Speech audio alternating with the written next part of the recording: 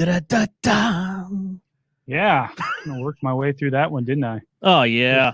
I was adding in the Nathan's Famous into the tweet because I thought we needed to really include that. It took me a while to find that one, but I didn't find it, so good work. All right.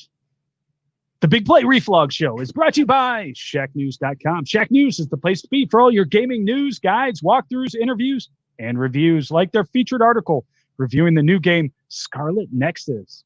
And be sure to get even more involved in the gaming community by posting or commenting with the Shack News Cortex and Shack News Reader. So if you're a gamer, Shack News is the site for you. Check them out on Twitter, Facebook, YouTube, and Twitch at the handle @ShackNews and at ShackNews.com. Okay, do you need medical attention?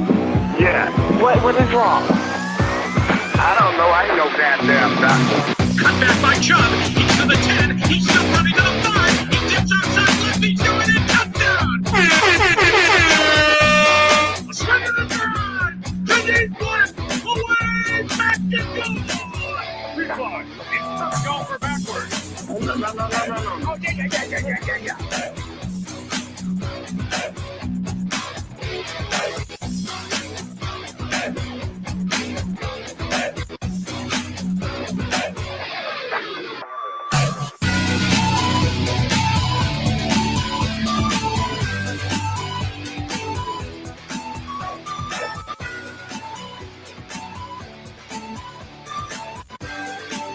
Welcome to the Big Play Reflog Show.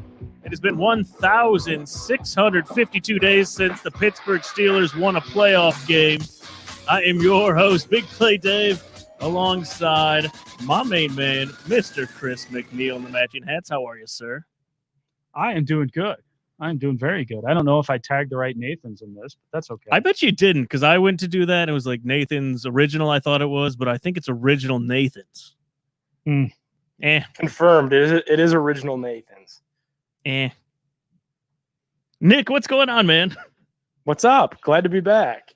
Absolutely. How was vacay? It was good. It was hot. My shoulders are sunburned. There you go. Nice. Yeah. Good old Hilton Head. Yeah, great time. That'll do it to you. We have a great show tonight. We're going to be carb loading. Chris, I had back-to-back baseball games tonight out in the 90-degree humidity, heat. Fun stuff. Get home. Oldest son clogs the toilet. Goes everywhere. I'm having myself a night. I've moved from the Labatt Blue Light to just the Labatt Blue Heavies tonight. There you go. The progression, right? Oh, yeah. Yeah. Things you have to do as a father. That's right. All right, so we're going to kick it off with Power Rank Monday presented by Labatt. Top 3 Browns players that should get extensions sooner than later. Then we're going to get into our featured interview, speaking of the carb loading, with number 6 in the world, Nick Wary, joining the show ahead of that Nathan's hot dog eating contest here coming up on July 4th. Chris, one of his favorite events. Absolutely. I look forward to it every single year. It is a tradition unlike any other, Dave. Jim Nantz, nicely done. After that, we'll get into Cleveland sports headlines presented by TSE Cleveland, giving away a Grant Delpit jersey, our first Grant Delpit jersey. Looking forward to have him on the field. And then we will get into the best and worst tweets of the week. But let us kick it off with some Power Rank Monday.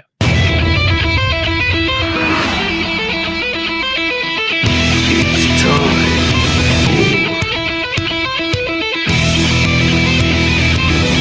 for Rank Monday. Power Rank Monday brought to you by Labatt Blue. Go pick up a 6-pack or a 12-pack. Drink them on the golf course, around the pool, down by Lake Erie. Perfect drink for the summer. And doing some giveaways. Tag a picture of yourself enjoying a Labatt Blue. Tag us and Labatt Blue on Twitter or Instagram. And this week we're going to give away a gigantic Labatt cooler. That's pretty cool. Yep. I've seen some of the pictures that have been coming through.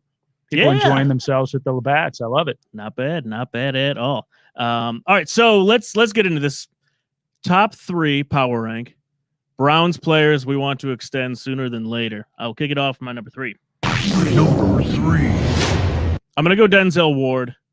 Even though he has not played a full season, he's been injured a lot. You probably can only count on him for 12, 13 games a year, hopefully. We're not very deep there. We really need him, and he is a lockdown corner. So he is my number 3. My number 2. Number 2. I'm going with the big mauler. I'm going Wyatt Teller. Still think that's John Dorsey's best move he did while he was here, the trade. You got to have that line. You got to have the line. That's one of the most important things in the NFL. Run, pass, whatever. And then my number 1. Numero uno. It's got to be Baker. I can't believe there's been talk where people want to wait on extending Baker. It doesn't make any sense. Well, he hasn't done anything, Dave. Chris, you and I have been around long enough to know it's time. The last time a quarterback won a playoff game in Cleveland, that's been a while. It's been a bit. So that is clearly by far my number 1. Both of us were wee little lads. Oh yeah, like I'm so glad Nick, we're not talking Nick was about not Charlie even, Fry. Yeah, I wasn't even a thought. wasn't a rumor No. of Nick. No. Chris, what's yours? What's your top 3? I would assume we have pretty similar ones in this. We do. My number 3. Number 3. I'll go with the big guy in the trenches, Wyatt Teller. I think Mhm. he's really held things together there on the line, and I think he's a guy that you got to make sure you lock up. And so that's somebody that I would like to see taken care of by the front office. I think he's really earned it, and I think that's an important piece going forward. I still can't believe we got that trade. Unbelievable. Made no sense. My number 2. Number Here's one you didn't have, 2. Dave. What's that? Because you hate the special teams, don't you? You do. All right. You don't care about special teams? It's sad. How about Cody Parkey? Let's go Cody Parkey. Come on, lock him down, baby. Really? Come on. Lockdown Gotta have a Cody good kicker in Parkey. town. Huh? I don't know. I have flashbacks from Chicago Bears days with Cody Parkey. Yeah, probably. Kickers get paid now. Atlanta just extended their kicker, I'm pretty sure. Right. Miami extended Jason He's Sanders. turning it around. To your point, Chris, I mean, talking about quarterbacks being a sore spot for the roster, ever since we've been doing this show, the Greg Joseph days, there's been a lot of need for consistency there. So not bad. Ever since Phil Dawson left. Ever Oh, since Phil Dawson. Phil. Right? Bring him back. Now we've got a guy who seems to be doing the job. We haven't talked kickers in a long time. True. So, I mean, that deserves some love. A very team-friendly contract kind of love, but I like it. we shall see. And then my number 1. Numero uno. Surprised this didn't come up on your list. One Mr. Nicholas Chubb. Yeah. That running back, the guy who runs the rock for the Cleveland Browns. I think that we could probably lock him up for a few years. I know running backs, obviously, you don't sign them to 10-year deals or anything. This isn't 1986. But having said that, I think that much of our turnaround can be attributed to one Nick Chubb, and I think he's somebody that we definitely need to get under contract and locked up for a few more years so that we can make that Super Bowl run, dare I say it there. Whew. Yeah. Right? Yeah. You're absolutely right. Nick Chubb's probably my favorite running back from the Browns ever. Really? Over William Green? Yeah. Over Ben Gay, over William Bill Green, Jerome Harrison. The list goes on. Isaiah Crowell, Isaiah The Crow. Crowell. Yeah. Terrence West. But I went Denzel or Nick Chubb, and I sided with Nick Chubb just because I think Kareem Hunt can do the job if need be. So you're going with like wins over replacement war. Oh, look at you. Are you trying to do like that stats thing? Who are you, Joe Trying to be a Noga? smart guy around here? Is that what you're trying to do? You know me too well, And a Chris. baseball mind into football. Yeah, BGSG did not like that we didn't have Chubb on there. He said Chubb. Fear the Elf 23 said Nick Chubb, Wyatt Teller, Baker Mayfield. That is a good list right there. See, I think that's the real list. I think that's it. I mean, Cody Parkey, I threw him in there, but there are a lot of kickers out there. I think he had the list right there. Mm-hmm. Nick, what do you got? Alrighty, my number 3. Number 3. Hold on. I'm gonna go with. Number 3. There we go. I'm gonna go with a little bit of a surprise on my number 3, and I'm gonna go with David Njoku. I think No, you're not. Who's going with David Njoku? Yeah, I think David Njoku was the best tight end on the Browns roster last year.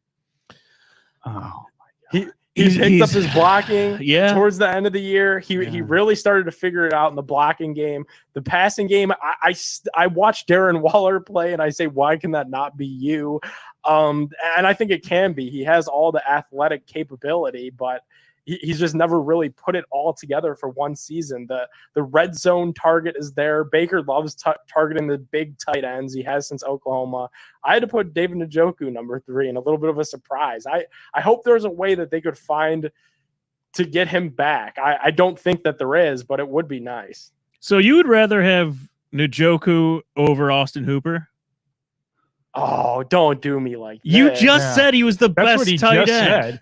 Yeah. He was the best tight end on the roster last year. Right. So All right, so pick one.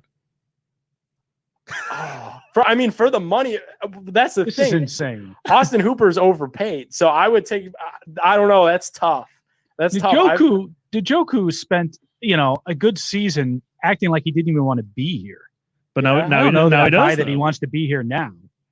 All right, yeah, I'll take Austin Hooper because he's All right. he's locked down long term. You got to hope that he figures it out and has a much better year this year than he had last year. But Nick, just think about it. I mean, if Njoku and Hooper both figure it out in Stefanski's system, that would be pretty ideal.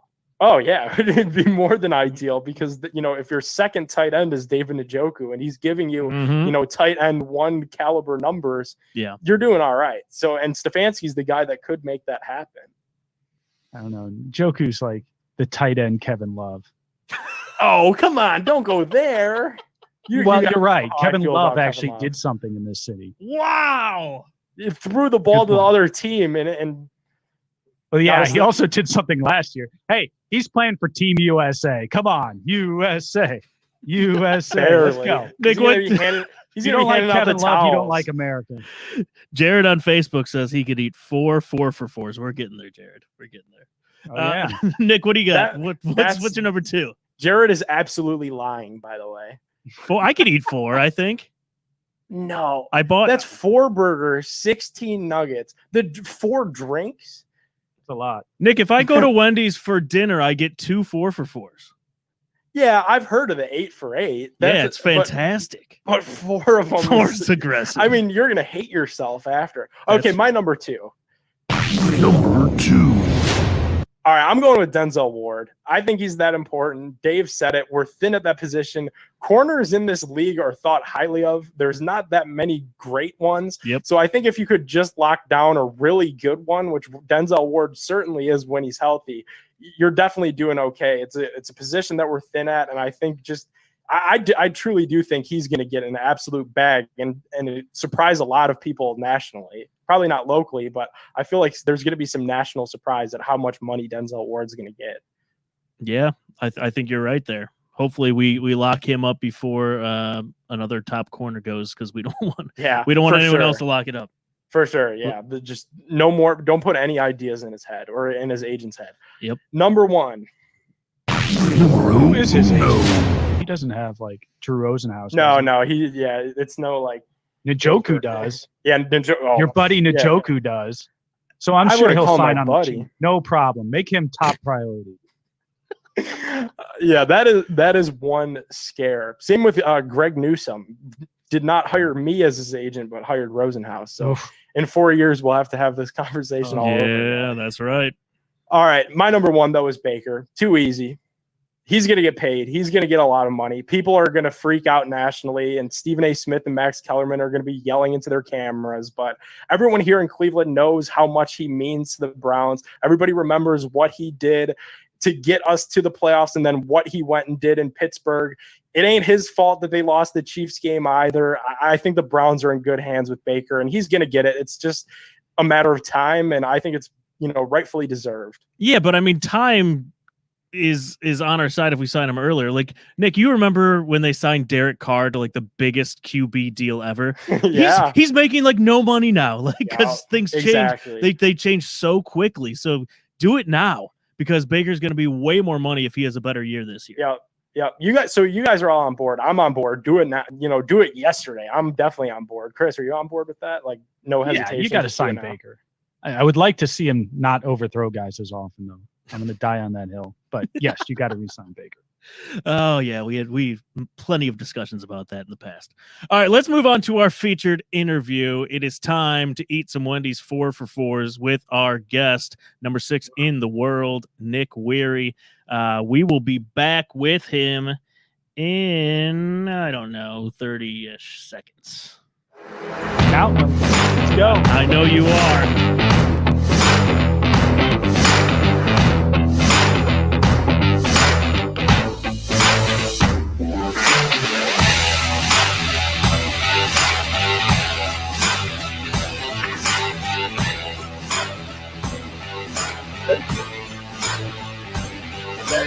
You're turning.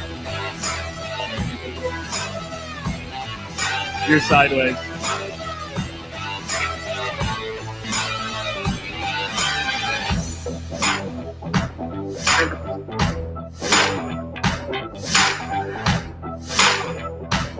There we go.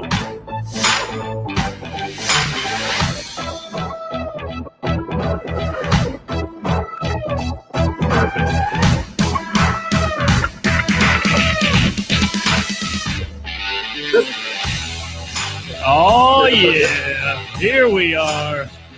We have the number 6 ranked competitive eater in the world.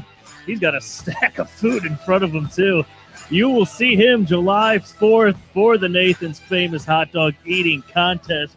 My buddy, my pal, Mr. Nick Weary, welcome back to the show. How are you, brother?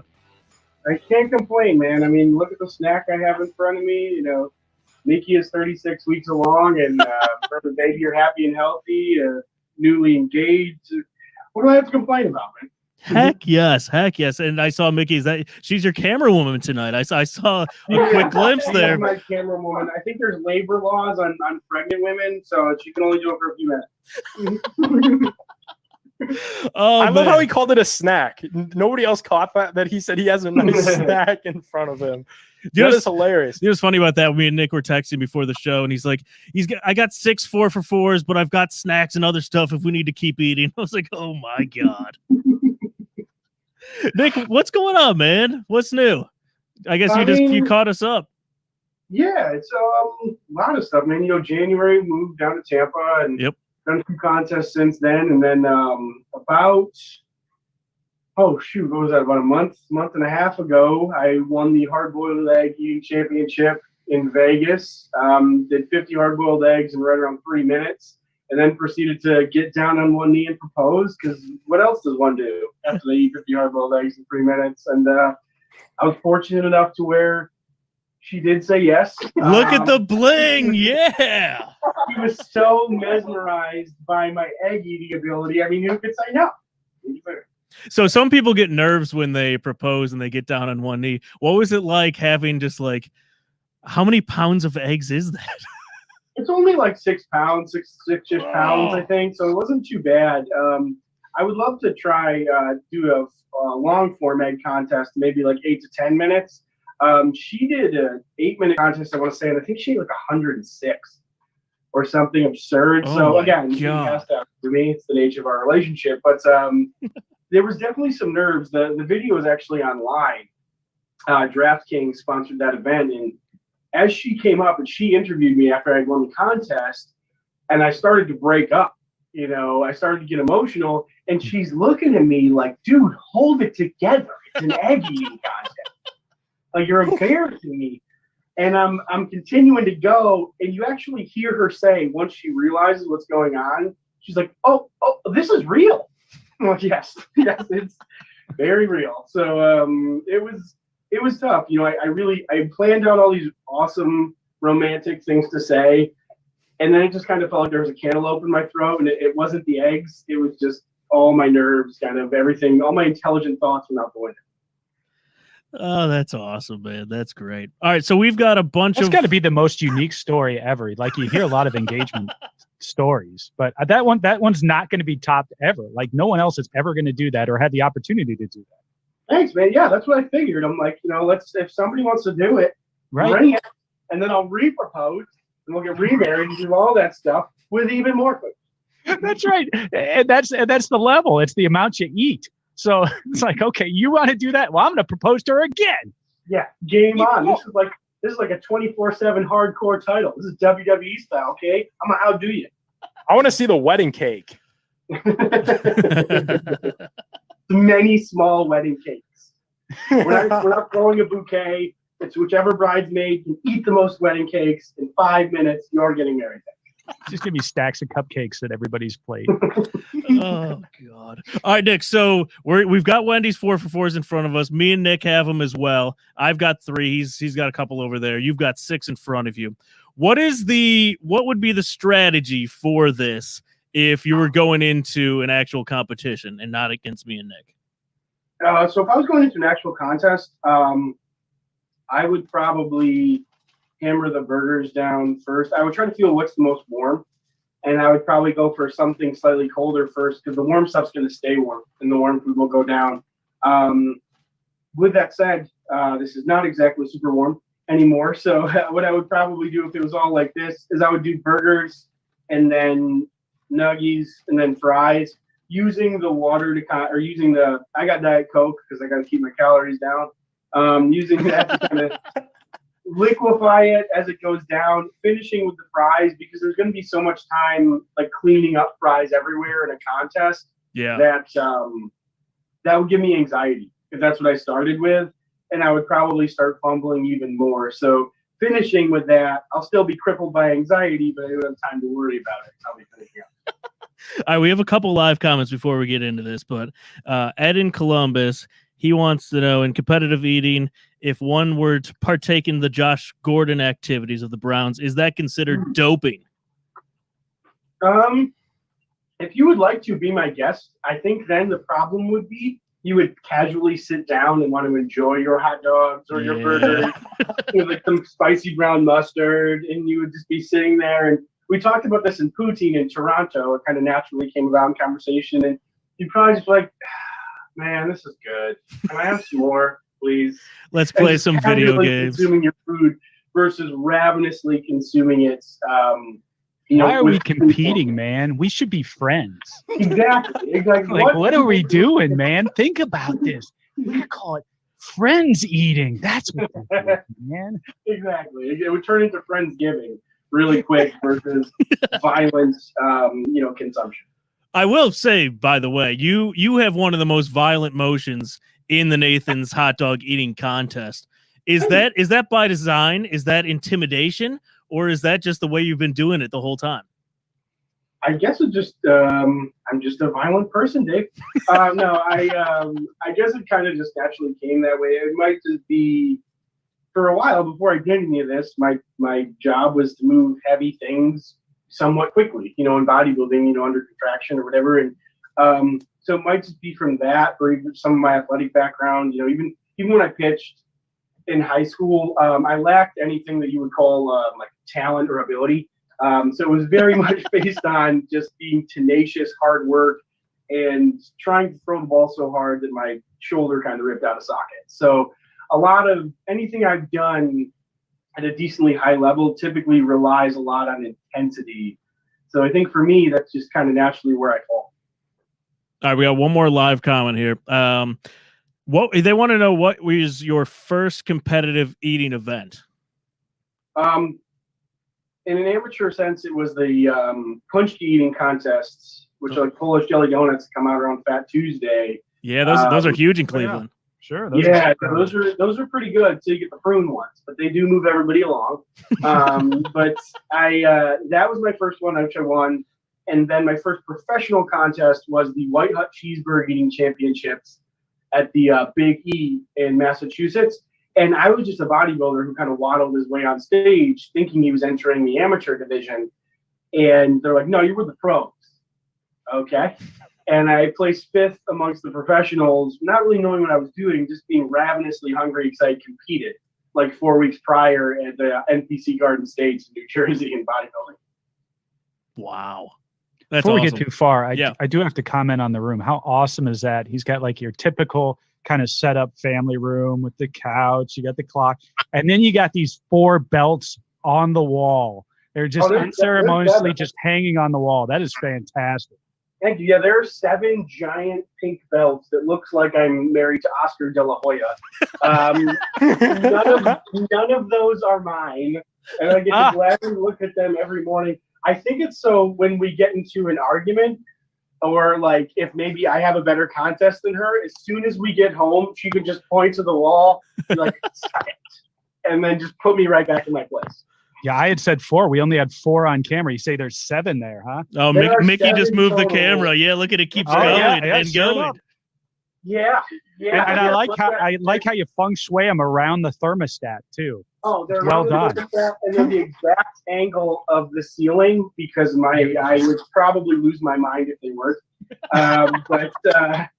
But yeah, she there would probably be an 8th one there this year, but she will not be competing, obviously for the best of reasons, as we are expecting in a handful of weeks. Everything is good with her and expecting a baby boy. So she is sitting this one out. You will have an interim women's champion this year for the first time in 7 years. So wild. Expect her back in 2022 to come back with just a kind of like an insane return. Maybe like when Adrian Peterson sat that year out and then he came back and rushed for like yeah. Except better. Even better. Yeah, except for better and with pink belt. Yeah. All right, kids' names. Now that we know it's a boy, what are you considering? Are you thinking Nathan or Joey are not in there, Dave. No, there's no Joey. There will be no Nathan. I will beat you to the punch, my friend. It is not going to happen. He hasn't heard these before. Yeah, it is. No. There's we're rummaging through a bunch of names. We're both incredibly indecisive when it comes to things like this. So we will see. It's tough, man. It's tough. She's not going to go for Aaron Rodgers Weary, and right now I may not either. And I don't think she's going to go for Brett Favre Weary or Gilbert Brown Weary. So I really don't know what else there is to name the kid, but I suppose we'll find running out. That's right. Yeah. Exactly. All right. So what am I going to fall back to William Henderson or Antonio Freeman? How about Jordan Love Weary? That's blasphemy. This could go on for an hour, but I would have traded Jordan Love and Brian Gutekunst for a 7th round draft pick 6 weeks ago. Me too. Oh yes, we're gonna get into some football. All right, let's go. Me, Nick, versus you. You've got to eat 2. Me and Nick are each gonna eat 1 here. My wife actually went and bought these for me. She got Frosties, so I'm gonna drink Labatt instead. Go for the Frosties. I'm not eating. No. Normally the Frosties would have been a great move. Really? No way. That brain freeze. As far as the deliciousness level. Oh yeah. Hell no, it's terrible. Yes, if we were doping, I would have got Frosties. Yes. Okay. Yeah. So, all right, let's do this. Hold on. So, are you allowed to? You're allowed to open this up ahead of time. Okay. No, you have to eat it with the wrapper on, Dave. Right. Burgers, nugs, fries, drink. Yeah. All right, burger, nugs, fries, drink. I mean, you can go in whatever order you want. So I don't see a lot of sauce there for the nuggets. I'm not a Nick, sauce you're laying guy. out sauces now. I got sauce, yeah. Really? I'm a very funny person. Amateur. All right, let's see this. All right, here we go. 3. Wait, how long will this take you? I don't know. These are kind of cold and slightly dry. So, all right, Nick, are you ready? We got about a half an hour left in the show, Dave. So. All right, here we go. We have a half hour. Ready? 3, 2, 1, go. Here we go. Oh, this is amazing right now. So everybody's eating but me. The burger's way harder than I thought. Yeah, that's good. This segment is sponsored by Wendy's. Well, it's not, but it could be. So if you're out there, good people at Wendy's. Nick from W, Columbus. did you go bacon? Did you go JBC or you go? I'm just trying to slow him down. Wow, he's killing it. So Nick I went now double is stack. on to the nugs. Double chef. I'm up. Ooh, I need a sip of beer. Nick's just taking a walk in the park. Our Nick. There's a lot of cheese on this thing. Oh, I made a mess. Dave, how you feeling over there? I'm all right. Oh my gosh, this technique with the fries. Mhm. Oh, full handfuls of fries right with the drink. The fries is Back tough. and forth. This is masterful. Unbelievable. Oh, the second one. Just a handful of fries going down the gullet. Oh, man, Weary's killing it. I finished my burger. This job, one man. had so much mayonnaise. Yeah, they're all different. Quality control at Wendy's may not be what it was before. No, I'm not complaining. Oh, Nick, you're putting sauce on those bad boys. Mm-hmm. Talk about an amateur. I can't eat a dry nugget, dude. Come on now. All It's right, all part of the he's done. experience. Oh, he's Russ. going. Uh-oh. Do you go 2 already? Those are 2. Yeah, Oh, man. I'm on my nugs. it's good. I feel like the nuggets are easy. The nuggets are probably the easiest of these. This assortment, yeah. How many burgers you got left now? 4. Or I think I got 2 chicken sandwiches. Yeah. And chicken. That's a pro's pro. Just playing it as it lies. Nick, I just, fin- you I finished just one? finished the nuggets. Yeah, I'm done with the There you go. nuggets and the JBC. I'm on the fries. How did I you, still got a whole lot of drink left, though. Nick W, how did you eat the fries so quickly? I put them in a ball, Really? Yeah. and then you just auger them into your face. Oh, I'm He had not doing handfuls that. of fries, Dave. It was magical to watch. Oh, man. 2 at a time, max over here. Yeah, our Nick is a little more dainty with his. It's like 2 in the ketchup. Barbecue. It's barbecue. I don't do barbecue on fries. You're just all kinds of messed up. It's You're the type definitely of guy weird. who wants to re-sign Njoku for like 10 years. Homebrew Kev just sent a message. He goes, I just tuned in. What the hell is going on? We're eating 4 for 4s really quick. It's a 4 for 4 race. We're talking Browns off season. Right? Imagine this is the first time you've ever watched the show.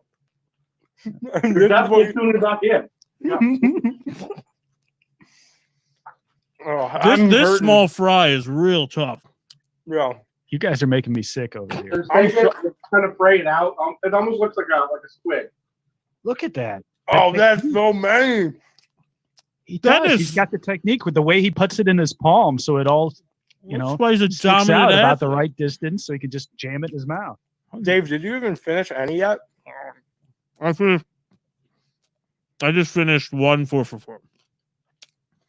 Finish still got one some what? fries. One burger? 1 4 for 4 4. for 4. 1 4 for 4. And the drink? Oh, I didn't do the drink yet. Yeah, No. but not the frosty. Yeah. Bring back the frosty now. This is a nice one. 4. Oh, he just lost a fry in the drink. Oh, my Penalty God. point. Ugh. Yeah. It's merely a dab hazard. All right, handful of fries. Oh my God, that's All incredible. right, 1 4 for 4 with Olabat. Fistful of fries. This is disgusting. No, I love Wendy's. Like, Nick, this is a pretty good one to go with, right? Mhm. There's just way too many fries, I think. It's a decent variety, but yeah, it's a little fry heavy. But Wendy's, I will say, are probably the most underrated fries on the market. Would be Wendy's or Checkers / Rallies. I don't know if you guys. have Oh, those. dude, rallies Oh, yeah. are so good. You have them? Yeah. The problem I have with fries, though, is the quality control on the salt. You never know what you're going to get on the Yeah, salt. these fries over here don't have any salt. No salt, yeah. I'm eating like rubbery cold. I don't even know what.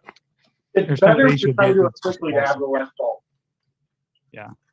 So, Nick, when you're doing the Nathan's hot dog eating contest, from like a food prep perspective, do they keep those warm for you? Or is it just so quick that the hot dog's warm enough? Because these The are hot dog's real pretty cold. warm, and it's, on the 4th of July in Coney Island, the hot dog, it's kind of like 1,100 degrees outside anyway. So it does a pretty good job of keeping the hot dogs warm. But they do a fantastic job as far as food prep.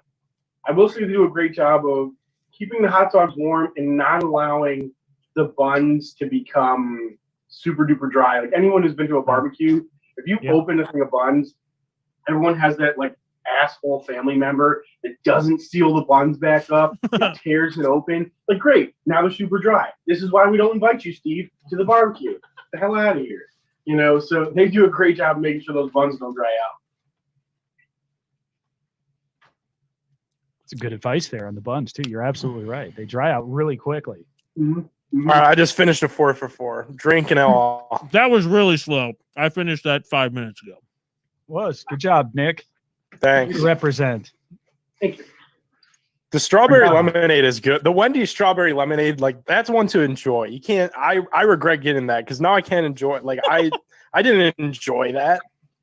Yeah, that's a tough part about contests. Like if I go and eat Hooters wings in contests, eat like 223 in 10 minutes, it like ruins them for like a week. I don't want to eat Hooters wings for a while. But with that said, that comes back. Wings, ribs, those flavors come back pretty quick.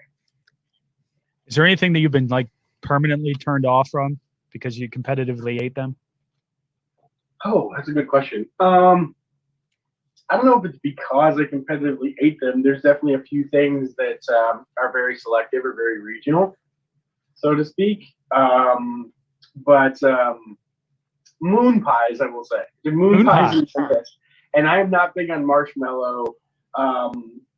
It was really cool to go see the pyramids in Memphis at Bass Pro Shops, that giant one they have in Memphis. And they were the vendor, the sponsors were awesome.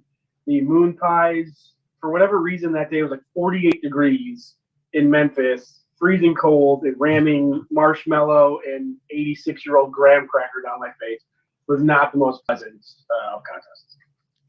I saw online you did pretty well in that, didn't you? Or I did. I did okay. I think I ended up 4th at Moon Pies. Probably could have been 3rd, but there were some interesting non-deductions that happened. Some shenanigans? Were there some shenanigans going on? Yeah, there's sometimes the judging can be a little bit. Everybody was cold. Everybody wants to get out of there, and sometimes the judging can reflect that. But I mean, with that said, Jeff Esper dominated that contest. If you watch the footage from that contest, it literally looks like he takes the first moon pie and eats it like a coin going into a coin machine. I've never seen anything like that in my life. But yeah, him and Gideon OG was 2nd. He deserved 2nd. 3rd to 4th was interesting. But no, it was a fun contest. Just 40-year-old marshmallow is not super pleasant to try to eat quickly. Oh, brutal.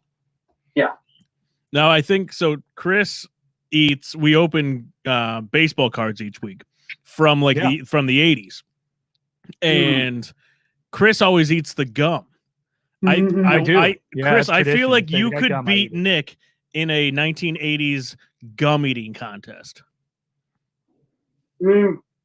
It's possible. With that said, I do eat like things like moon pies and pork roll competitively. So those things can be definitely very tough to eat in a competitive nature. But if we're eating 20-year-old gum, I mean, who knows? Maybe that contest will come up eventually. The World 20-Year-Old Gum Eating Championship. All right, I made it through all the nuggets of the 3 4 for 4s, and I got one burger left. I can't do the fries, man. That's way too many fries. There's no way. There's so many fries. Dude, I want to see you try it.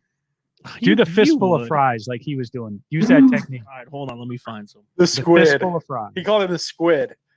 Yeah, that's just fantastic. I mean, that's such a winner maneuver. All right, Nick, teach me how to do this. So you got all the here's the fries. No, not like that. You're already messing it up, Dave. Hold up. What's that limp-wristed approach that you've got over there with your fries? Yeah, so really get in there. Show the fries you bought. There you go. Right, so that's a lot of fries.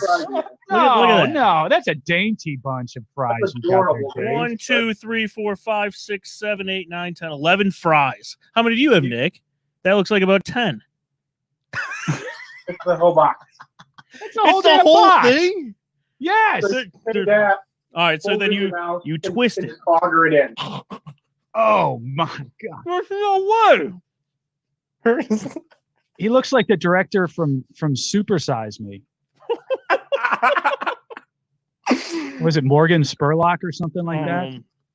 Something like that. Yeah. That's exactly what he looks like, and he just boom, just takes him down. No problem. That's wild. I'm done. I am done. Yeah, I mean, man. but that would be the contest. I don't think we've had fries in contests, not since I competed, because they are definitely a tough food to eat. Yeah. I mean, we have poutine, which is fries covered in cheese curds and gravy. That contest is really, really tough. I thought I was doing really well because they stack our boxes as you eat them, and I knew I was super physically uncomfortable, which is usually a good sign. And I'm looking at the stack of boxes after the contest. I'm like, oh, okay. And then I look over, and her stack of boxes is like twice as high as mine. Oh, brutal. Son of a bitch. It is what it is. It was definitely one of those. It was a little bit tough. That being said, the check still comes home. But I got put in my place that day. Comes home, back to your place with her belts on the wall. Yeah, was it 21 pounds? Yeah, 21 pounds in 10 minutes. Now I was like 17. It was great. Oh my God. What's the worst thing that you've eaten? Because I remember you did the DraftKings event, and I think what was it, refried beans, or was it 7-layer dip that you had to eat with a spoon? Yep.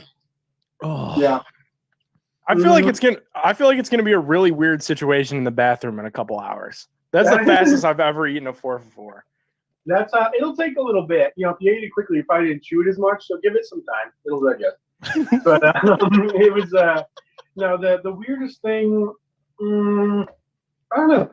Doing the dip with a spoon was definitely interesting because there's like 7 different textures Ugh. after eating it. Plus, that contest was like pizza, dip, sub, jalapeno poppers, boneless wings. So you're like texture. Poutine was interesting just because of the gravy.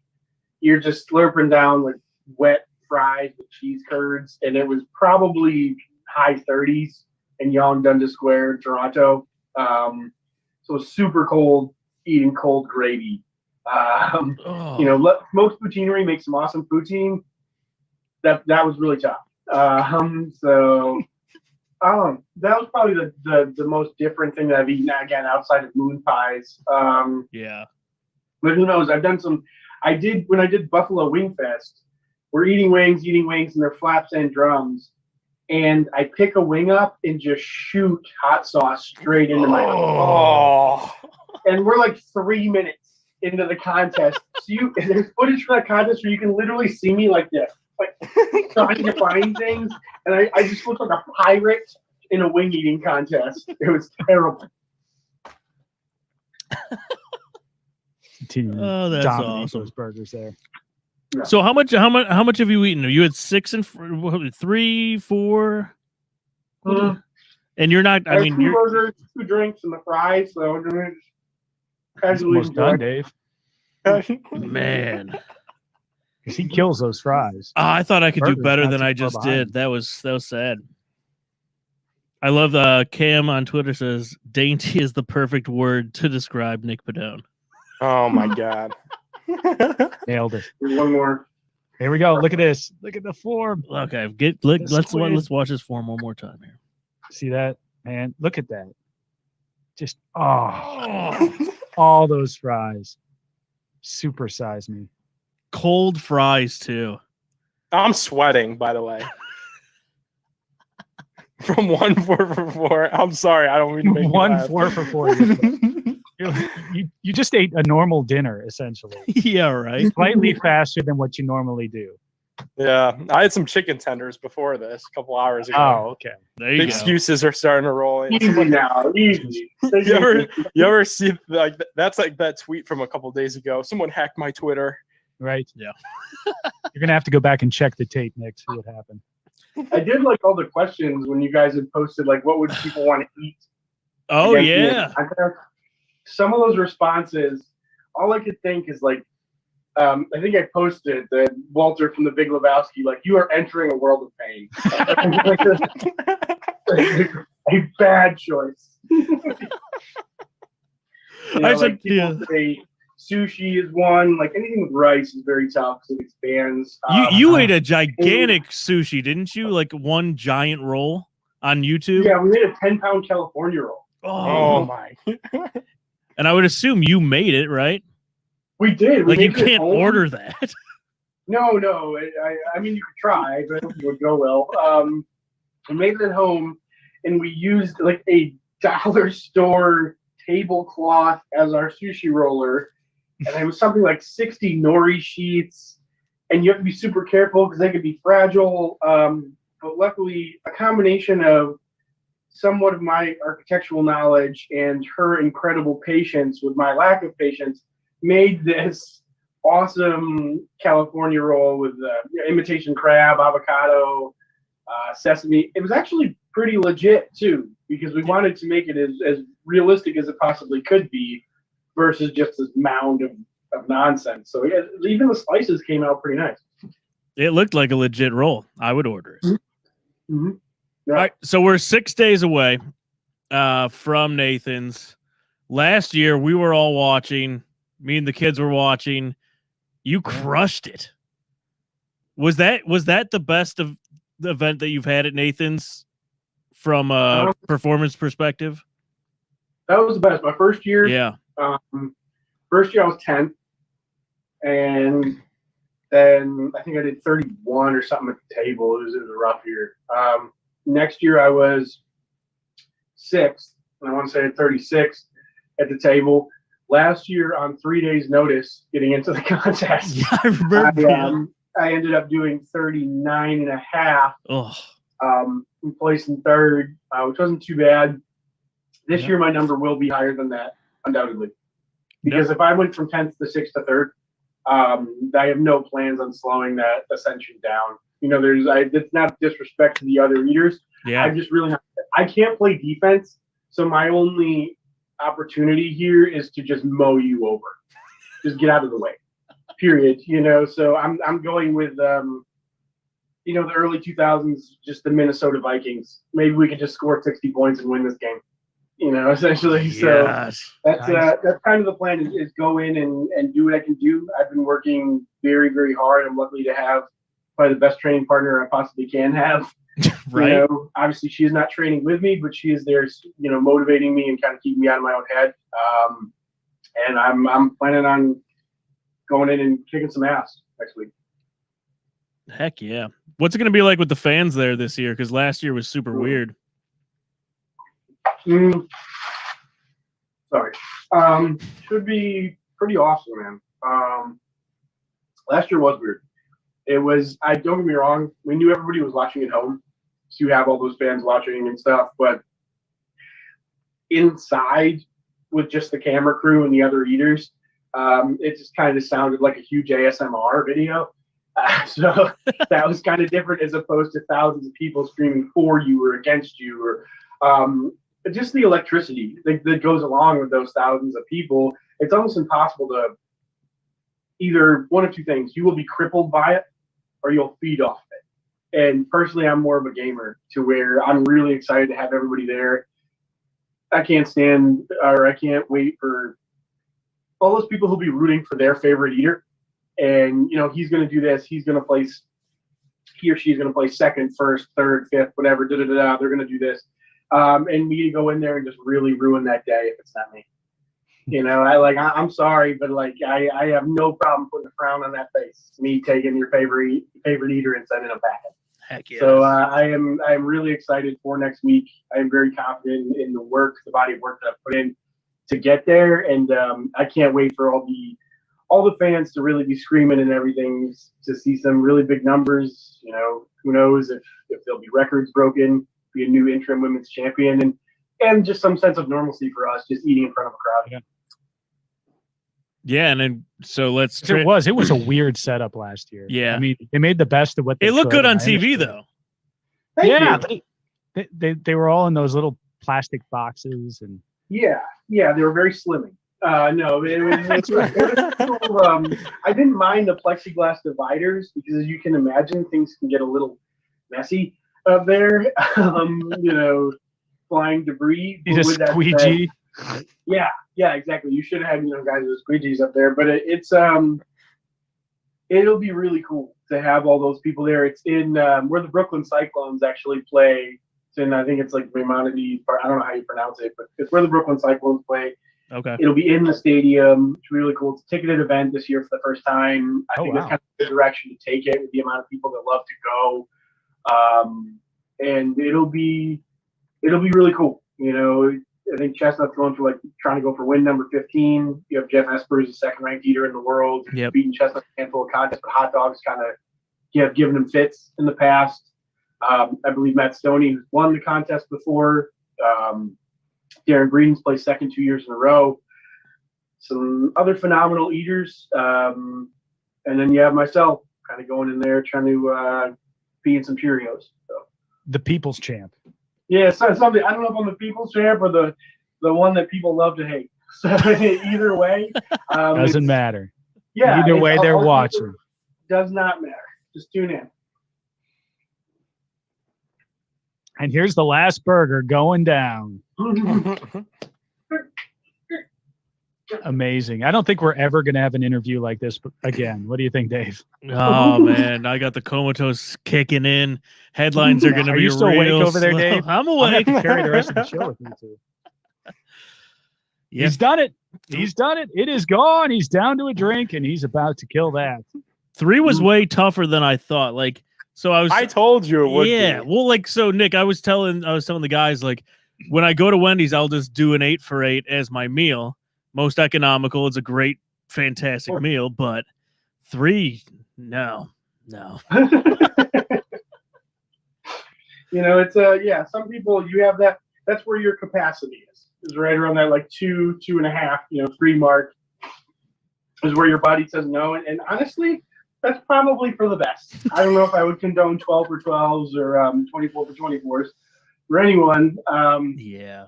But yeah, that's kind of where you've acclimated. It's one of those things where we get people all the time saying oh man, I could totally bury you in pancakes or in pizza or something like that. Yeah. You want it to sometimes be like white men can't jump, and it just maybe hustles. How much money you got? Let's go to Waffle House and see how this goes. Here's an interesting question. There's a YouTube that's got to happen. Just grab a guy who says that and go to Waffle House. Waffle House is hot for those kind of videos right now. Interesting question from one of the fans, Austin. He says, "What's the most spicy challenge that you've done?" Because Chris is a hot wing eating champion over here. Well, yeah, I've got to defend my title against Sir Yacht here in about a month with a Quaker Steak and Lube. So we're going to be doing some of the hot stuff. Have you done much of the hot stuff before? I've done a few. Miki's done spicier challenges than I have. She did a burger in Salt Lake City that was, I think it's a 7-pound burger total, which for us really isn't much. It's 2 burgers, but it's covered in habaneros and jalapenos, and I believe there's some ghost chili in there. Actually, pounds of peppers melted on top of it and into the burger. And she finished that in 9 minutes or something, 9-10 minutes. But for me, probably the Moab bar, made by Willie Pete's Chocolate Company. Awesome company. But basically, I think it's a 1-pound chocolate bar, and it's infused with, I think, ghost peppers and Carolina Reapers. Ooh. And that was rough. I actually have the record in the fastest time to finish that bar, which I think was just solely based in, oh dear God, I need to finish this. And it got worse after you finish it. And our friend Katie Prettyman, who does a lot of spicy stuff, she's in that chili head community. She's like, oh yeah, we say reapers or creepers because they get worse after you eat them. Yeah, that would have been good to know. Because I was getting punched in the stomach, and the next 12 hours were a gastrointestinal nightmare from that thing. It was very, very. That's probably the hottest thing I've done. Oh, and the what is it? There's the peanuts, the Death Nut Challenge. I bought 2 of them. Oh. I'm like, oh, Mickey and I'll do it. What are the Death Nuts? I've never heard of the Death Nuts. It's 5 levels there's 3 or 4 peanuts in each little container, and they go up to I think 2 million Scoville units or something. But so the top one has like extract and stuff on it. But you eat it, you chew it for like 15 seconds, and you can swallow it, and then you wait like 30 seconds, and you go to the next level. So it's just like you slowly descend into hell. But it's pretty quick. So I bought 2, thinking I'm like, oh, Miki, I can do it, and I get it, and we ended up finding out she was pregnant shortly thereafter. So guess who got to eat 2 at the same time? Because a normal person probably would get the second one to somebody else. But I'm like, right, F it. How bad can it be, right? Both of them. This is a great idea. How bad could it be? There are tears pouring from my face. And I finished it because I was either going to die at that table or I was going to finish those peanuts. But that was, and I almost felt like my face was swelling as I was eating it. But it was fun. All right, let's talk a little football, because typically we don't have this. We've got Packers Browns Christmas Day.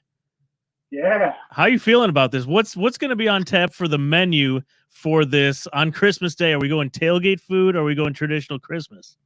I might be a whiny baby if Jordan Love is under center. A bottle for me. We'll see. It's I'm not huge on what I guess people will call traditional Christmas foods. Like I don't like ham. Yeah. Like baked ham and stuff like that. It's not my deal. I eat it once a year and I'll be excited when it's cooking. And then I eat it and I'm like, nope, not my deal. I don't want the leftovers. Somebody take them, But that's fair. Probably sugar cookies I'm huge on, and candy. I'm like a big child. And as you can probably imagine, I can put away copious amounts of those things. So I have to do my best not to keep too much in the house. But you can ask my daughter. In this, in our house, Santa Claus likes sugar cookies and 30-calorie almond milk. So that'll probably be on the menu. That's what he eats. So yeah, that'll probably be there. But honestly, that should be an interesting one. I think you guys are in store to. This feels like a very Browns year, where there's probably. Wait a second. What does that mean exactly? Is this the pejorative Browns, or are you saying this is a compliment? This was the first time someone's complimented us saying that this is a Browns year. No, I think it is. All right, let's let him keep going. I mean, this feels like they could pull together a 11-5 type of year with the ability, based on the ability that is in Cleveland. There's no good reason why 11-5 or even possibly a 12-4. I haven't looked at your strength of schedule. Well, and we have an extra game now too this year. We could go 12-5. Right. Yeah, 12-5. That's a stupid extra game. I'm not going to get into that either. So I'm just kidding. We have to point that out. We have to be the dorks. Point that out. Well, actually, there's 17 games. Yeah, that is the DH in baseball. But it's yeah. Or it could be a Browns year, which would be great. I think when the Browns play well, it's good for the sport. Honestly, I think it's good for football. It's a lot like the Giants. Yeah. Being good, or the Cowboys being good, or even the Packers. Or the Packers being good. Right. Yeah. It's good for football. With that said, in theory, the Bears, right. I've never actually seen it. Back in 85 for a bit, but that was it. Yeah, that's really cute. I think the problem is the last time I expected the Browns to do that, I think they pulled out like a 5-11. Like somehow they went Barry Browns and kind of did where it just kind of they disemboweled themselves. So I would love to see a 11-6 or something like that from them. And there's no doubt the offensive firepower that they have and that solid defense. There's no reason not to. If they don't, there has to be coaching changes or something systemically, basically, that has to change just with the amount of talent that surrounds the ball in football. That's fair. That is fair. Baker or Rodgers, if you're drafting for a team right now for this year, who are you picking? Oh, still, I mean, is he playing? I guess I'm based on if Rodgers is actually going to play. I would take Aaron Rodgers because I think the only person I would take ahead of Aaron Rodgers if I was playing this year for a team is Patrick Mahomes. And I think if people watched him last year, where Rodgers was throwing the ball. It's going to happen, and there still wasn't a damn thing that a defense could do about You know, it's like you know what he's going to do. He's going to hard count you. You're still going to jump when he hard counts you. Like, he's going to Devontae Adams. You know what you're going to do about it? Nothing. People rave about the year Devontae Adams had. He played 14 games. Yeah. People don't realize, like, he broke Sterling Sharp's team records, and people don't realize how good Sterling Sharp was either. But, like, he broke Sterling Sharp's team records and dominated in 14 games. So much so, like, Rodgers was so good and Adams was so dominant that Robert Tonyan led the league in tight end touchdowns. Like, and I like Rob as far as he's a pretty good player. But coming from a Packers fan that watched the games, I think he's very much a product of, triple cover Adams and just make sure Rodgers doesn't escape. And then Tunion's just there as like the goofy, slow white guy running in the secondary. Like, hey, I'm open. You know, like Jay Sternberger probably would have had 8 touchdowns if he started. Yeah. That was like Danielle Marshall and Damon Jones with LeBron James. I'm open.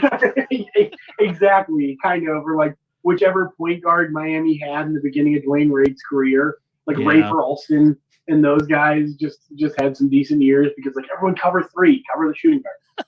Oh, man. Nick, we kept you way too long. That was awesome. Where can everyone watch you on July 4th? Is ESPN? What time is this thing at for everyone watching? My OnlyFans, 24 hours a day. No, I'm just so ESPN on July 4th. Broadcast starts at 10:30 on ESPN3.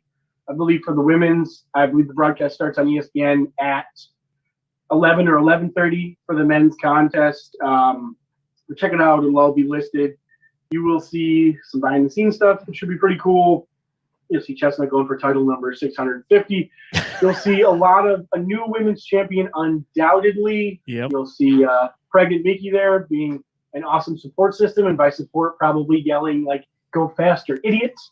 You know, and you'll see myself there with the intent on exceeding everyone's expectations and kind of upsetting the apple cart. Heck yeah, man. We can't wait. It's one of our favorite events to watch every year, especially with you there. Appreciate the time. It's great catching up, and we'll have to make a friendly wager for that Christmas Day game coming up. We'll have to get him back for that Christmas game. Dude, seriously. Yeah. Anytime, guys. I'm happy to come back and consume copious amounts. We'll do some Christmas cookies that week. We'll all eat Christmas cookies. Yeah. Do like a sugar cookie challenge or something. You can get like those. Every grocery store has those brands of like 4 different cookies that are always $1, but they say they're on sale. We can get some of those sugar cookies. Those would be nice. Beautiful. It's a date. That is right. All right, Nick, you are the man. We will talk to you soon. Appreciate the time. Thanks, guys. Have a great night. Later, brother. Later. Awesome stuff. I am so full. Hey, you still awake, man? I'm awake. We're going to run through these headlines real quick. But awesome stuff from the man, the myth, the legend, Nick Wary there. That was fantastic. He's always one of my favorite guys to interview because he will tell you what's on his mind. Yeah. He's fantastic. Whew. All right. Let's move on. Cleveland headlines. Are you ready? Cleveland headlines, Dave. Are you ready to give away a jersey?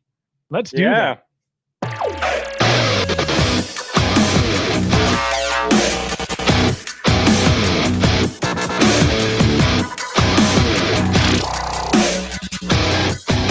Nick, you can do the honors, sir.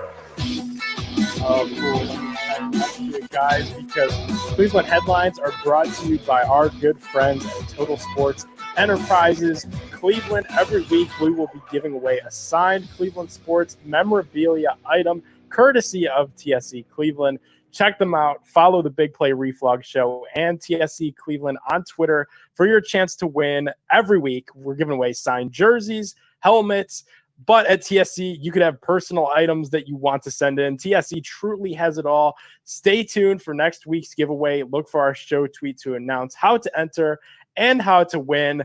This week, we're giving away an autographed Grant Delpit jersey. Can't wait to see him on the field this fall. And the winner is, drum roll please, Dave.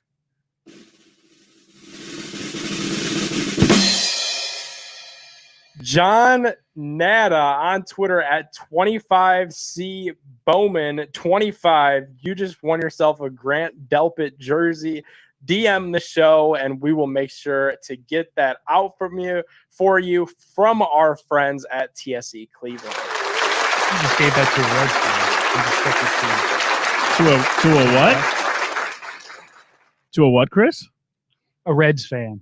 Oh, that's all Cincinnati right. Reds fan. What do you That's think? Nick G, man. Nick G, what are you doing? 25, 225s on there, by the way. Interesting Twitter handle. Yeah, Andrew. Speaking of baseball, how about our Cleveland Indians tonight? Well, we were eating food Yeah. and talking to Nick. The Indians are up right now, 13-5 on your Detroit Jeez. Tigers. Woo! Very nice. Exceeding expectations, guys. Offense fixed. With how many players? How many players are left on the roster healthy? It's it's all Bobby Bradley. That's all they needed. That is true. How about Tomorrow- Harold Ramirez, by the way, has Yeah. been Having himself a season. All of a sudden. consistently recently as Yes. well. Nick, what's Tomorrow, I'm going to the Akron Rubber Ducks, and Zach Plesac is starting with Roberto Perez behind the plate, and Fran Mill is DHing. no That's a good kidding? lineup there. Yeah, my ticket was $5. Do you want to interview Plesac while you're down there? My buddy runs the show for the Rubber Ducks. Yeah, there I you will. go. I'll be down there. All right, I'll let him know. I'll let him know. Say hi to our man Plesac. Yes, you can Yeah, help, I'll help say him what's put a up to shirt him. on. Yeah. Yeah. We got to make me up a Cleveland Orcas shirt real quick. Oh, I Cody. know it's late. Yeah. Speaking of Plesac, Uh-huh. we could play his favorite game, cards, baseball cards. Let's do it. Let's do turbo cards. We'll go fast. I'm in. All right, let's do it, Dave. Do you want the right or the left? I'm gonna go left. Your left. My left, right here. You got Fleer 1990 baseball. And here you go, Dave. I'm gonna eat nuggets while we do this. You got the baseball quiz. Ooh, it's got the Indians and the Tigers at the top. Indians still up 13-5 on those Tigers. We have got Jeff Manto, third baseman.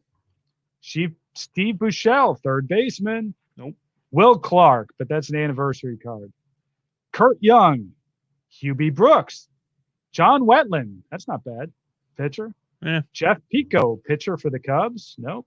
Kelly Downs, pitcher for the Giants. Nope. Dan Quisenberry, pitcher for the Who? Cardinals. He wasn't bad. Jeff Treadway, second base for the Braves. Brian Meyer, pitcher for the Astros. Okay, let's see if it gets any better for you. Jeez. Bobby Thigpen, I remember. There him. we go. The White Sox. As a manager. Mark Grant, pitcher for the Padres. Oh, here's one for you. Mel Hall, outfielder for the Yankees at that time. And then Dave West. So, Dave, you're pretty much screwed. Yeah, Thigpen and Hall, I guess. Okay. You want Thigpen. If- no if- John Wetland. Huh? If I beat you, that would be the worst packs we've ever we had. would have to quit for a while again. Yeah. I think we say that like every now and again, and then you have to take a couple weeks off. You Yeah, say we it, did. Nick. You say it in your head every time we play. What? We should quit this. I do. Okay. I open up with a checklist and a Diamond Kings Ivan Calderon, but that does not count. Vince Coleman, first card. I think that's a win right there. Lee Smith, Andy Van Slyke of the Pittsburgh Pirates. Ooh. Already a win. Albert Hall, Cal Daniels, Juan Samuel, Carmelo Martinez, Chris needs a Bobby Bonilla, man. A couple days away. Heck yeah. Jerry Hairston, Sean Hillegas, rookie card. There you go. He played for a long time. Chris James, Dan Pasqua, Lester Lancaster. I'd hold up my Vince Coleman and Andy Van Slyke over your Mel Hall and Bobby Thigpen. That's actually way Yeah. closer than I thought it was going to be. Yeah. Yeah, that was an underwhelming pack. I'll get two underwhelming packs. I'll give it to Chris though. Thank you. See, I feel like I could sell my pack a little bit more to Nick because he has no idea what's going on. Which is like the And I- most hilarious part about this whole segment.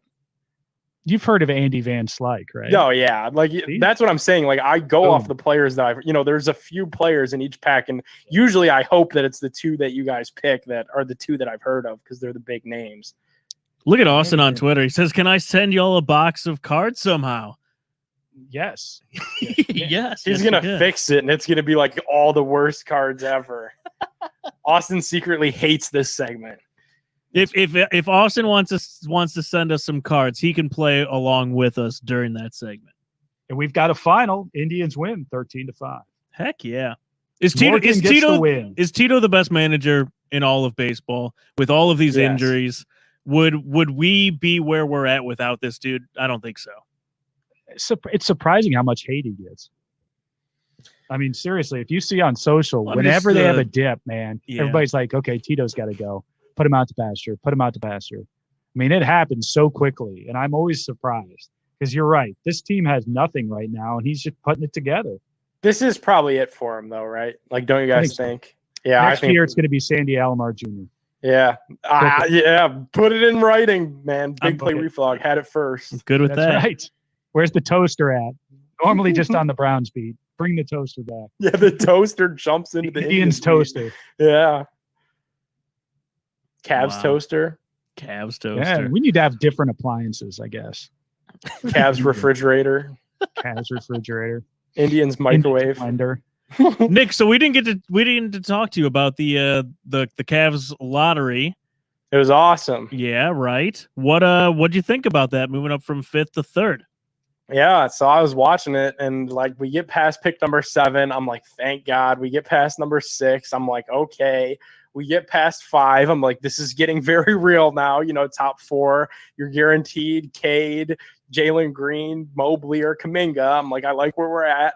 And then, you know, once you get past 4, you're in the top 3. Like you start, you know, the thought creeps in your head, like, is this really happening again? You know, number 1. But then it was 3, which I was cool with. You know, they're going to get a really good player at 3. I think we're watching the NBA, you know, conference finals right now and getting ready to be the finals. And we're seeing teams like the Atlanta Hawks and like the Milwaukee Bucks to an extent. And in the West, it's a little bit different with the Clippers, but certainly the Suns, you know, the Hawks and the Suns being the predominant examples of teams that have built through the draft. You know, So the fun. Suns, Devin Booker, DeAndre Ayton, you know, they just signed smaller guys, Jay Crowder, Campaign. The blueprint is out there. It's especially in the East where it seems like things could be open. You know, James Harden, Kyrie, KD, like those guys aren't even in right now. But the Hawks, who just drafted well, they got Trae Young. Last year they drafted Onyeka Okongwu, who had a really nice game with some big defense, you know, last night, but didn't come out of it. But yeah, I'm excited, man, because at 3, it kind of doesn't matter who you get. You're going to get a quality player, and whatever they have to do, you know, I'm sure we'll talk about that as we get closer with the trades and the fit and whatever. That doesn't really matter because in this draft, especially, it was so important for the trajectory of this organization to get an impactful player. And unless they do something so out of left field on July 22nd, they're going to get a quality player. I'm excited, Nick, and I think there's a lot of things that could happen with that draft where if one person gets drafted ahead of the other and we have to go small, that's going to be an interesting conversation to have for the Cavs. Yeah, that's what I'm saying. I know it's tough, and that's the direction that I want things to go. I want the ball to bounce that Evan Mobley to the Rockets at 2. Yeah.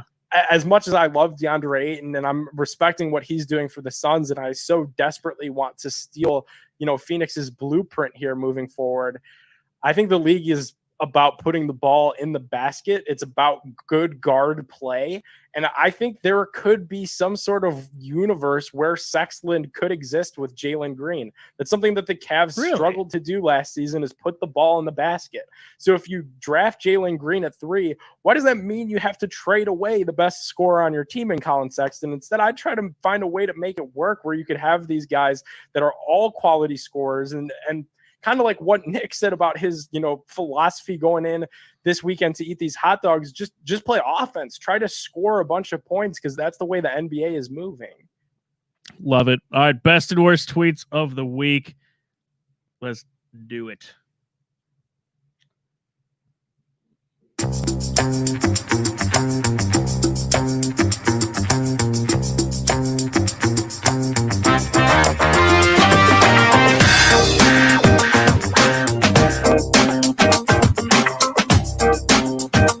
Alrighty, best tweet of the week. Local Olmsted Falls native. Katie, I'm going to butcher her last name here. Nick, do you know how to say her last name? I have no idea. Nagyot? I think that's right. Yeah. All right, so local girl clinches ticket to Tokyo Olympics with career pole vault. How cool is that? Yeah. We're gonna have a lot of Ohioans, especially Northeast Ohioans there, guys. It's gonna be a fun Olympics for the state of Ohio. Agreed. So congrats to Katie. That is really, really cool to see. And maybe we'll have her on the show sometime ahead of that so we can talk to her. Yeah, I reached out to her and she was all about coming on. So Sweet. We'll figure it out with our schedules. But yeah, it's kind of neat too, because we followed each other for a while, and it's not like these sports get much airtime or much media outside of around the Olympics. Sure. So you kind of see what she's doing over the years. And then all of a sudden you see her pop like this for the Olympics. And it's really cool to have somebody you're like, oh, wow, we talk Browns and stuff like that. And now all of a sudden she's going to be in the Olympics. That's amazing. Yeah. And I think she went to Ashland, so kept local. So that's really cool. Hopefully we get the chance to talk to her. Chris, we had a lot of bad tweets this week. What are you going with? Yeah. The worst tweet of the week. So I'm going to go with Jay Williams here. And you are? Oh, never mind. All right. Hold on. Well, I could go with that one too. But the Jay Williams, I think there's a little bit of a lesson for people out there on social media. And that is, if you make a mistake, you have one of those moments where you do something stupid, just say you did something stupid. Don't try and cover it up, because the cover up is usually worse than the actual offense. In this case, it was. Jay Williams put up on his account, he congratulated the Boston Celtics on hiring a black head coach, and the first one in Celtics history. The problem is they've had multiple black head coaches, including Bill Russell in '66, and also Doc Rivers, who of course won a championship. How do you forget Doc Rivers? Yeah. He doubled down, though. He deleted that tweet, doubled down, and put up this tweet that says, as it relates to the Boston Celtics tweet that came from my account a couple of hours ago, I did not post that, and my passcode has now been changed. That smells on every level. There's no way somebody is hacking Jay Williams' account to put something about the first black head coach for the Boston Celtics. And there's absolutely no way that happened. He put that out there. And for him to try and say he was hacked for a tweet like that just makes him look just god awful. So, Jay Williams, you are my worst of the week. I will also, since we've got it up here on the screen, option 2. This was sent by our buddy Hipster Tito, calling out this MD, where in his video he's reviewing Josh Naylor's injury from yesterday, which anybody who saw it, that was absolutely gruesome. It sounds like, he's got a long road ahead of him. I mean, he's done for the season. I think there's no doubt about it. And to be able to see it, it's one of those that makes you sick to your stomach. You're not just saying that. It literally made me go, oh my God. Yeah. I mean, his leg is just out there. He's flailing around and he kind of flips over. It's tough to even describe what happened to him. Very, very gruesome. And for somebody then to have a video that they post for likes of them breaking down the moments of this thing going, as his leg breaks and dislocates his ankle. I mean, that's just horrid, man. That's just horrid. So that gets my bad tweet of the week as well. We've got dual winners for this week. Absolutely horrible, guys. It's tough to pick a winner there. It really is. Two completely different varieties of loser, but both are very. Look at this dude with the cover photo, like the featured photo, like he's like Mr. Beast or like one of those. Yeah, like he's reviewing the newest thing that dropped in the sneakers shop from Nike. Get a life. Like, no, this is a man's leg. This is a man's career. The man's got a family. Hell, I hope he could walk again. You're at that stage now where it's like, we've seen infections. We've seen other things happen where you say you didn't think it was that bad and it ends up being bad. To just treat it like it's just, a sneaker release in your photo there, man. What an idiot. You got to be better than that. Oh, man, that was a long show. I am stuffed. Nick, take us out of here. Yeah, super long show. I cannot wait to go to sleep. Huge thanks to everybody that tuned in. Super big thanks to everybody that dropped a comment along with us Nick Weary. Awesome interview. If you missed it, go check out Big Play Reflog on Apple Pods and Spotify. As always, huge thanks to our friends at Shack News, from video game tournaments, Twitch streams. They really do it all at Shack News. Speaking of Twitch streams, make sure to subscribe to their channel on Twitch and check out all the newest games as well as some great throwbacks. Huge thanks to our friends at TSE Cleveland, gave away a Grant Delpit jersey tonight, as well, of course, as our great friends at Labatt Blue. We'll see you guys again next week. Have a safe 4th of July. We love you guys so much. See you then. Okay, do you need medical attention? Yeah. What is wrong? I don't know. I ain't no goddamn doctor. Cut back by Chubb. He's to the 10. He's still running to the 5. He dips outside left. He's doing it. Touchdown. A swing to the 3rd. To deep left. Away. Back to goal. Reflog. It's the golfer backwards. No. Oh, yeah.